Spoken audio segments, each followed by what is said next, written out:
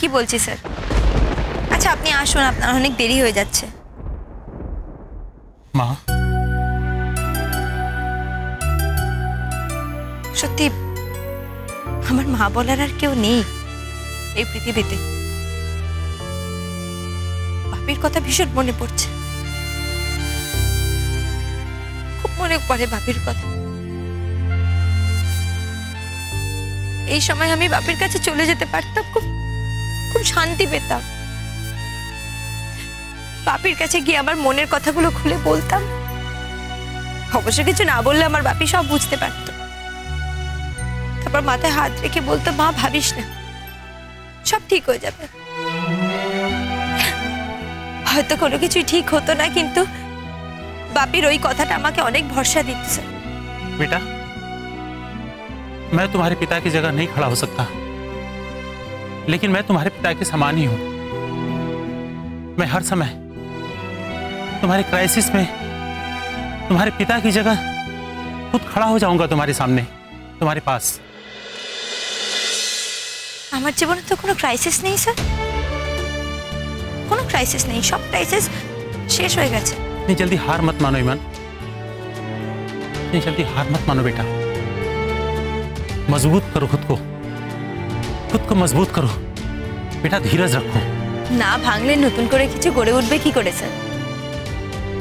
ভাঙার গড়া নিয়েই তো জীবন। একদিকটা যখন ভেঙেই গেছে তখন নতুন করে তো আমাকে কিছু গড়ে তুলতেই হবে। আমার জীবনের কথা বলছি স্যার। জীবনটা না একটা নদীর মতো, একদিকটা যেমন ভেঙে যায় তেমন অন্য দিকটা গড়ে ওঠে। আমার জীবনের যা কিছু গড়ে উঠেছিল সবই তো একটা সাংঘাতিক ধুলোর ঝড়ে ভেঙে গেছে।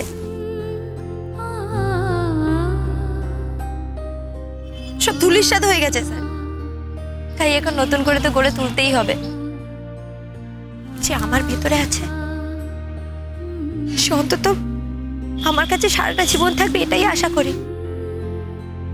যদি সেটা না হয় তাহলে আর যাই হোক, ওর মায়ের পরিচয়টা কিন্তু চিরকাল আমারই থাকবে। সেই পরিচয় ও বারবার ঘুরে ফিরে আমার জীবনে আসবে, আর তাতেই আমার পুরো জীবনটা চলে যাবে স্যার, ভালোভাবে চলে যাবে। आज मुझे बहुत तकलीफ हो रहा है बेटा, बहुत कष्ट हो रहा है मुझे। तुमसे निवेदन है, रौनक जी की सफलता के लिए जो पुरस्कार हम उसे दे रहे हैं, हो सके तो एक बार भी आने की कोशिश करना प्लीज। यही मेरा रिक्वेस्ट है तुमसे। কি করে যাব বলুন তো? আমার তো যেতে কোনো অসুবিধা নেই, আমি তো যেতেই চাই, কিন্তু রনর অসুবিধে হবে। আমি চাই না রনর অসুবিধে করে কোনো কাজ করতে, কারণ ও আমাকে পরিষ্কার জানিয়ে দিয়েছে আমি যেন ওর জীবন থেকে দূরে থাকি। আর ও যখন আমাকে একেবারে দেখতেই চাইছে না, তখন আমারও उचित ওর কথাটা মেনে নেওয়া। বলুন, আপনার কি মনে হয় বলুন না? दोनों जन एक साथ अभिमान मत करो ईमान, कम से कम एक थोड़ा डाउन हो जाओ। अभिमान से ऊपर मनुष्य को सोचो। दोनों के एक साथ अभिमान करोगे ना, सब कुछ टूट के टुकड़े टुकड़े में बिखर जाएगा, सब खत्म हो जाएगा बेटा। मेरी काफी उम्र हो गई है बेटा, फिर भी तुम्हें एक बात बोल के जा रहा हूं, मेरी बातों को गौर करना।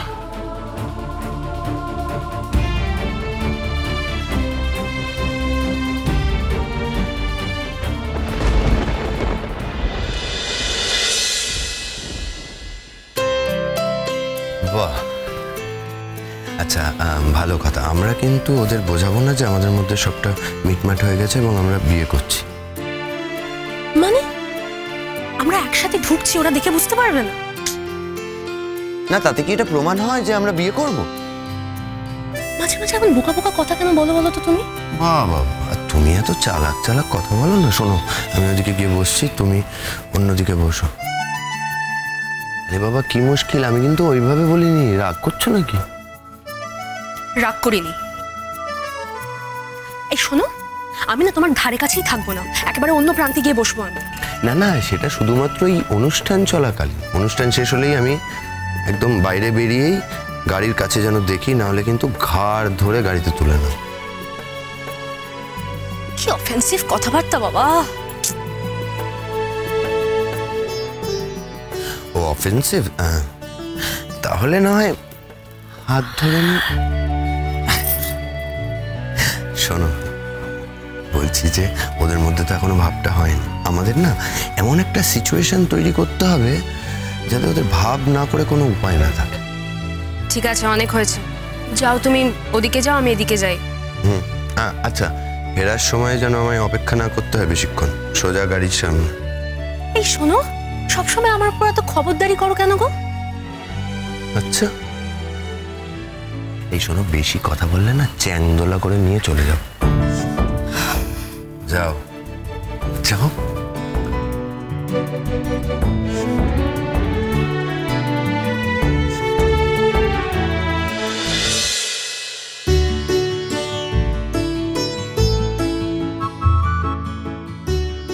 বাবু,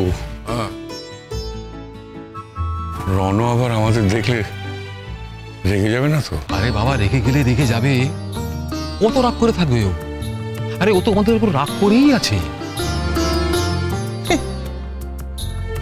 দুদিন রাগ করে থাকবে। আর তুমি আমাকে একটা কথা বলো, ও যদি আমাদের রাগ করে দূরে সরিয়ে রাখে, আমরা কি ওকে ছেড়ে দিয়ে থাকতে পারবো? পারবো না। না, কি কি কি মনে করেছে কি? এইবারে আর না, অনেক সহ্য করেছি। সকলে মিলে জোর করে ওকে হাত ধরে বাড়িতে নিয়ে যাব, দেখি তখন কি করে। হ্যাঁ, তখন দেখবো কি করে। চল, এসো। চল, আস্তে আস্তে আস্তে, ধীরে ধীরে ধীরে ধীরে, আস্তে আস্তে চলো। জায়গাটা কেমন না আগে না, হলটা সবসময় অন্ধকার অন্ধকার না, আমরা ধরতো ধরে আছি, তুমি দেখো নিচে উঁচু নিচু আছে, আস্তে চলো, এসো।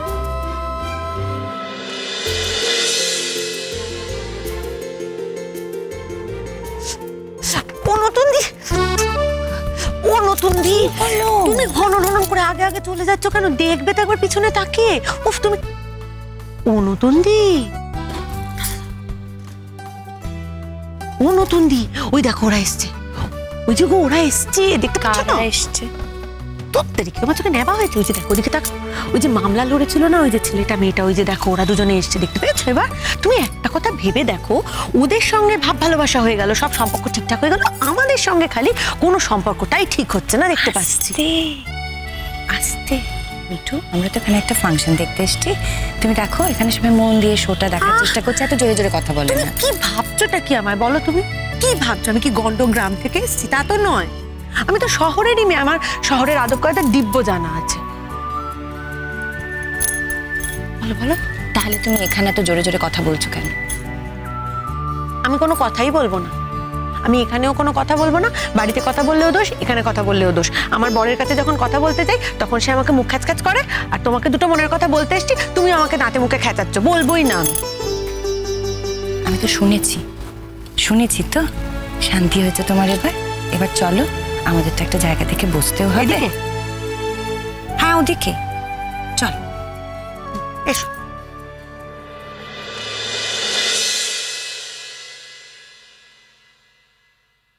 অর্জেটি, আমি কিন্তু আজকে একবার হলেও ছোট্ট ভাইয়ের সাথে দেখা করবো। ছোট্ট ভাই আমাকে হাজার বকুক মারুক, আমি সব হজম করে নেব,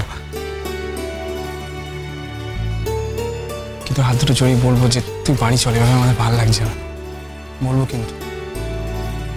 ঠিক আছে ঠিক আছে, সে ঠিক আছে, কিন্তু এমন আনি কোথায় গেল? হ্যাঁ, পই পই করে বলে দেখ, শুনুন পরীক্ষা হয়ে গেলে একদম সোজা হল দেখে চলে আসবে। সে আসেনি কেন? না কি সে কোথায়?